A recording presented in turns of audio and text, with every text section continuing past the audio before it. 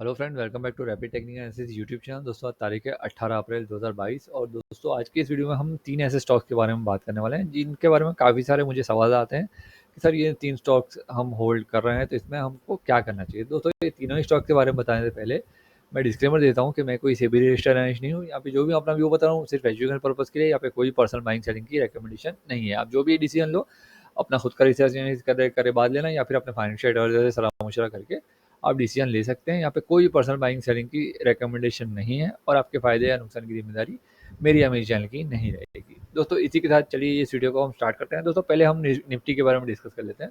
दोस्तों निफ्टी के बारे में बात करें तो यहाँ पे दोस्तों ये जो ट्रेंड लाइन है ये निफ्टी के लिए एक रेजिस्टेंस का काम कर रही है। देखिए पहली बार यहाँ पे इसको छुआ 18,500 के आसपास, उसके बाद अगेन यहाँ पे 18,280 के आसपास इसको टच किया और उसके बाद रिसेंटली अभी 18,100 के आसपास यहाँ पे टच किया। तो ये जो रेजिस्टेंस लाइन है, ये जो ट्रेंड लाइन है, ये इंपॉर्टेंट रेजिस्टेंस का काम कर रही है। और अब दोस्तों यहाँ पे सिनेरियो क्या बन रहा है कि अभी मुझे लगता है कि यहाँ से एक बार और इस एरिया के आसपास हम आ सकते हैं जो कि है 16,800 या 900 का ये जो एरिया है, इस एरिया के आसपास अगेन हम एक बार आ सकते हैं। ऐसा ज़्यादा चांसेस बन रहे हैं। यहाँ पे देखिए आरएसआई की स्थिति की बात करें तो आरएसआई जस्ट फियर जोन में एंटर करने की कोशिश कर रहा है। तो दोस्तों जब भी निफ्टी में ऐसा मौका आता है तो यहाँ पे लॉन्गर टर्म इन्वेस्टमेंट के लिहाज से इस एरिया में आप चाहें तो अपने रिस्क अपना जो रिसर्च खुद का करके आप यहाँ पे लॉन्गर टर्म के लिहाज से अच्छे स्टॉक्स में बाइंग कर सकते हैं। दोस्तों ये आपके पास मौका होगा, बार बार निफ्टी आपको ऐसे मौके नहीं देगा। तो दोस्तों यहाँ पे चलिए, ये तो निफ्टी की बात थी। और जब भी ये निफ्टी यहाँ से जो ब्रेकआउट कर देगा, ये जो ट्रेंड लाइन का ब्रेकआउट कर देगा, तो फिर अगला जो इसके लिए लेवल होगा वो होगा अराउंड 19,500 के आसपास का। ये जो एरिया है 19,500 के आसपास, यहाँ तक हमको मोटा मोटी आप पकड़ लीजिए सितंबर के मंथ तक यहाँ पे हमको इस लेवल के आसपास 19,250 19,500 ये जो लेवल है ये हमको देखने मिल सकते हैं। उसके अलावा दोस्तों इस पूरे साल में मेरा जैसा व्यू है कि 21,500 तक का आपको मैक्सिमम यहाँ पे लेवल दिखाई दे सकते हैं इस पूरे साल में 2022 में। दोस्तों ये था हमारा निफ्टी का व्यू। अब दोस्तों डायरेक्ट हम वो तीनों स्टॉक्स के बारे में बात कर लेते हैं। दोस्तों पहला हमारा स्टॉक है बजाज फाइनेंस का। दोस्तों आपको याद ही होगा, अगर आप मेरे फ्री ग्रुप्स वगैरह में हो तो मैंने आपको यहाँ पे इस एरिया में जब मार्केट फॉल कर रहा था वॉर के कारण पिछले मंथ में, तो मैंने आपको यहाँ पे 6,000 में यहाँ पे लॉन्गर टर्म के लिहाज से बाइंग के लिए आपको फ्री ग्रुप्स में भी मैंने एक ट्रेडिंग आइडिया दिया था कि 6,000 के आसपास ये स्टॉक मिल रहा है और यहाँ पे एक अच्छा बाय इस स्टॉक में बन रहा है। और यहाँ से मैंने आपको जो टारगेट बताए थे वो बताए थे 9,000 से लेके 12,000 तक के ब्रॉडर व्यू में, यानी कि लॉन्गर टर्म के लिहाज से ये टारगेट्स मैंने आपको दिए थे। और दोस्तों आप देखोगे तो ये स्टॉक ने तकरीबन एक महीना भी नहीं हुआ और इस स्टॉक ने आपको ऑलमोस्ट 25% के रिटर्न ऑलरेडी दे दिए हैं। देखिए इसने जो लो लगाया था वो 5900 का लगाया था और इसने जो हाई लगाया उसके बाद वो ऑलमोस्ट 7600 के आसपास का इसने हाई लगा दिया। तो दोस्तों यहाँ पे देखिए ऑलमोस्ट आपको 25% से भी ज़्यादा के यहाँ पे रिटर्न कुछ ही दिनों में, एक महीने के अंदर अंदर इसने प्रोवाइड कर दिया। अब दोस्तों यहाँ पे आगे की बात क्या होगी, तो दोस्तों यहाँ पे देखिए अभी फ़िलहाल दोस्तों ये स्टॉक के पास ये जो एरिया है ये इम्पोर्टेंट रेजिस्टेंस एरिया हो गया है।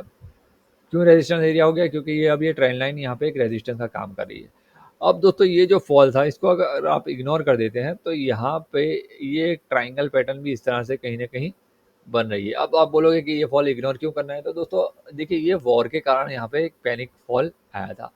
तो अगर इसको रुकना होता तो फिर यहाँ पे ये रुक जाता। इसने वी शेप रिकवरी करके अगेन ये ट्राइंगल में वापस आ गया है। तो अभी दोस्तों यहाँ पे सिनेरियो क्या बन रहा है कि स्टॉक कुछ टाइम तक यहाँ पे कंसोलिडेट करेगा। हो सकता है यहाँ तक आए 6900 तक आता है या 6800 तक आता है, इस तरह से ये कंसोलिडेट करेगा। और जब ये ट्राइंगल का पैटर्न यहाँ पे जैसे जैसे यहाँ पे ट्राइंगल आगे बढ़ता जाएगा, यहाँ पे ट्राइंगल छोटा होता जाएगा और यहाँ से अगर ये यहाँ से पॉजिटिव ब्रेकआउट होता है तो हमको बहुत ही जल्द इसमें, जैसे मैंने बताया था कि 9,000 से लेके 12,000 तक के लेवल्स चार्ट्स पे निकल के आ रहे हैं आने वाले शॉर्ट टू मीडियम टर्म के लिहाज से। तो मेरे हिसाब से वहाँ तक ये स्टॉक जा सकता है, इतना पोटेंशियल इसमें है। और किसी भी कारण सर ये ट्राइंगल का ब्रेकडाउन करता है तो फिर ये जो 5900 है या 6,000 का ये जो एरिया है, ये एरिया इसके लिए इम्पोर्टेंट सपोर्ट है। यहाँ तक ये दोबारा रीटेस्ट करने आ सकता है। तो दोस्तों अगर किसी के पास यहाँ पे ऑलरेडी पोजीशन है, तो फिलहाल उसके लिए देखिए कोई पर्सनल बाइंग सेटिंग का रिकमेंडेशन नहीं है, अगेन मैं बता रहा हूँ। लेकिन उसके लिए ये जो 6500 के आसपास का जो एरिया है, ये एरिया जो 6500 6600 का, ये 6500 पकड़ लीजिए। ये जो एरिया है, ये जो सपोर्ट एरिया है, ये इंपॉर्टेंट सपोर्ट का काम करेगा। और जब तक इसके ऊपर है तब तक ये स्टॉक बुलिश है। अगर इसके नीचे जाता है तो फिर ये स्टॉक वीक हो जाएगा और अगेन 5900 के ये जो रेंज है यहाँ पे जा सकता है। लेकिन ज़्यादा अभी चांसेस क्या बन रहे हैं कि यहाँ से देखिए इसने ये ट्राइंगल के अंदर एक और पैटर्न भी बनाई है, जिसको हम राउंडिंग बॉटम पैटर्न यहाँ पे बोलते हैं। अब दोस्तों ये एग्जैक्टली राउंडिंग बॉटम पैटर्न नहीं है, क्योंकि यहाँ पे एक मूव लग गया है। लेकिन जैसे मैंने बताया कि ये फॉल्स मूव है। अगर इसको रुकना होता, अगर ये मूव सही होता तो यहाँ पे रुक जाता, ये रुक जाता तो ये मूव सही कहलाता। अभी इससे सही नहीं कहलाएगा, क्योंकि ये एक एक्सीडेंट के कारण, यहाँ पे वॉर की सिचुएशन के कारण यहाँ पे नीचे आया था और अगेन यहाँ से वापस इस ट्राइंगल में आ गया है। तो अब यहाँ पे सिनेरियो क्या बन रहा है कि यहाँ पे हो सकता है कि स्टॉक इस तरह की एक कप विथ हैंडल पैटर्न भी क्रिएट कर सकता है यहाँ पे आने वाले कुछ दिनों में।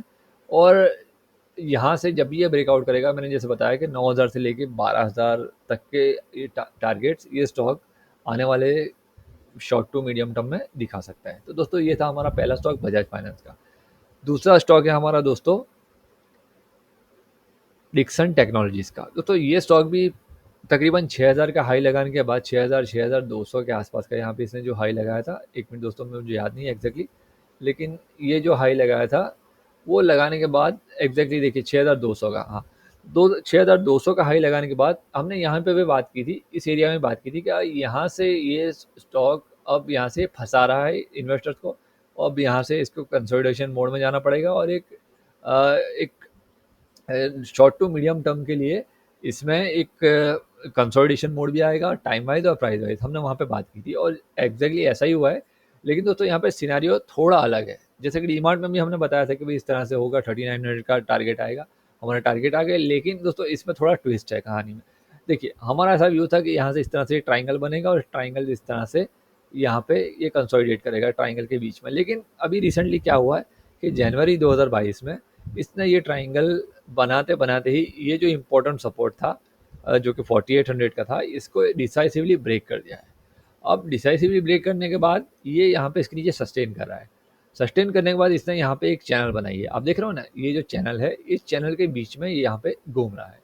अब देखिए यहाँ पे अगर ये चैनल का ब्रेक डाउन करता है तो फिर अगेन ये जो एरिया है 3900 का, ये अगर रीटेस्ट करने फिर आ सकता है अगर इस चैनल का ब्रेक डाउन होता है।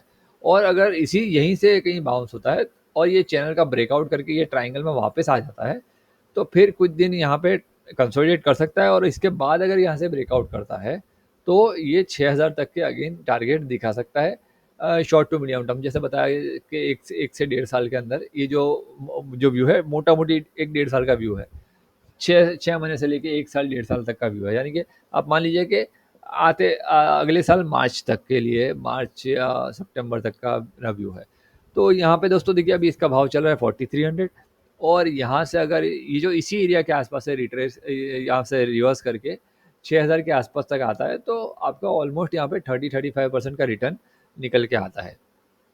तो दोस्तों यहाँ पे मुझे लग रहा है कि इस स्टॉक में आपको ध्यान रखना चाहिए। ये अगर यहाँ से ब्रेक डाउन करके इस एरिया के आसपास आता है तो फिर ये थोड़ा बड़े टाइम फ्रेम के कंसोलिडेशन मोड में जाएगा और कुछ टाइम और बिताएगा। लेकिन मेरा ज़्यादा मानना ये है कि इस एरिया के आसपास कहीं ना कहीं ये अगेन ये चैनल में आएगा। चैनल के बाद ये चैनल का ब्रेकआउट करने के बाद कहीं ना कहीं ये ट्राइंगल के अंदर आएगा और यहाँ पे कुछ दिन कंसोलिडेट करने के बाद फिर ये स्टॉक ऊपर की अपनी यात्रा को कंटिन्यू करेगा। दोस्तों ये था हमारा अगला स्टॉक।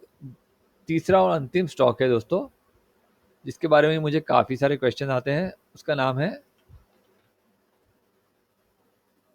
रूट मोबाइल का। तो रूट मोबाइल भी आप देखोगे तो हमने यहाँ पे बात की थी कि ये एक बार 1500 के आसपास के लेवल दिखाएगा, जो कि हमारा व्यू यहाँ पे कुछ दिनों के लिए इसने गलत कर दिया था। यहाँ पे इसने नया हाई लगा दिया था। हमारा ऐसा मानना था कि इस एरिया से 1500 के आसपास आएगा, लेकिन इसने एक टॉप लगा दिया। टॉप लगाने के बाद 2400 के आसपास का इसने टॉप लगाया यहाँ पे। यानी ये जो ट्राइंगल बन रहा था, हमारा ऐसा मानना था कि यहाँ से इस तरह से एक ट्राइंगल बनेगा, लेकिन इस तरह से नहीं बना और यहाँ पे एक मूव हमको एक ब्रेकआउट देखने मिला था, लेकिन ये ब्रेकआउट फॉल्स साबित हो गया और यहाँ पे कहीं न कहीं डबल टॉप पैटर्न बनी। डबल टॉप पैटर्न बनने के बाद यहाँ पे क्या हुआ है कि डबल टॉप पैटर्न बनने के बाद यहाँ से इस तरह से ट्रायंगल बन रहा है। अब इसके बाद देखिए दोस्तों सिचुएशन क्या है कि अब इसके बाद जो है ये जो रिसेंटली 1400 का इसने लो लगाया था, ये इसके लिए एक इम्पोर्टेंट सपोर्ट का काम कर रहा है। अब यहाँ पे आप ट्रायंगल का यहाँ पे देखोगे ना, तो ये ट्रायंगल कहीं न कहीं अब ये छोटा होता जा रहा है ना? तो कुछ दिन और हैं कंसोलिडेशन के लिए, और अगर यहाँ से ट्रायंगल का पॉजिटिव ब्रेकआउट होता है तो फिर इसके पास ये 200 डीएमए का ये जो रेजिस्टेंस है, ये छोटा-मोटा रेजिस्टेंस इसको फेस होगा, और अगर इसको ब्रेकआउट करके ऊपर सस्टेन कर जाता है, तो फिर ये स्टॉक भी आने वाले समय में 2400 तक के अगेन हमको लेवल दिखा सकता है। अभी दोस्तों इसका फिलहाल 1500 के आसपास भाव चल रहा है, और यहाँ से 2400 यानी कि ऑलमोस्ट यहाँ से 50% के आसपास का यहाँ पे आपको आराम से रिटर्न आने वाले शॉर्ट टू मीडियम टर्म में दे सकता है। लेकिन किसी भी कारण सर दोस्तों ये इस एरिया को 1400 का जो इम्पोर्टेंट सपोर्ट है, इसको ब्रेक डाउन कर देता है, तो फिर इसके बाद 1250 का इम्पोर्टेंट सपोर्ट निकल के आ रहा है, अगला सपोर्ट। तो दोस्तों यहाँ पे देखना होगा कि ये स्टॉक आने वाले समय में क्या करता है, लेकिन ज़्यादा चांसेस हैं कि ये जो ट्रायंगल जैसे-जैसे छोटा होता जा रहा है, तो फिर कहीं न कहीं ये किसी न किसी साइड इसको ब्रेकआउट करना पड़ेगा। ज़्यादा चांसेस हैं कि ये ऊपर की साइड का ब्रेकआउट करेगा, क्योंकि काफ़ी टाइम से ये स्टॉक कंसोलिडेट कर रहा है। तो दोस्तों यहाँ पे देखिए ये था मेरा व्यू ये इन 3 स्टॉक्स के बारे में। दोस्तों ये वीडियो आपको कैसा लगा? इसके बारे में ज़रूर अपनी कमेंट बॉक्स में मुझे राय दीजिएगा।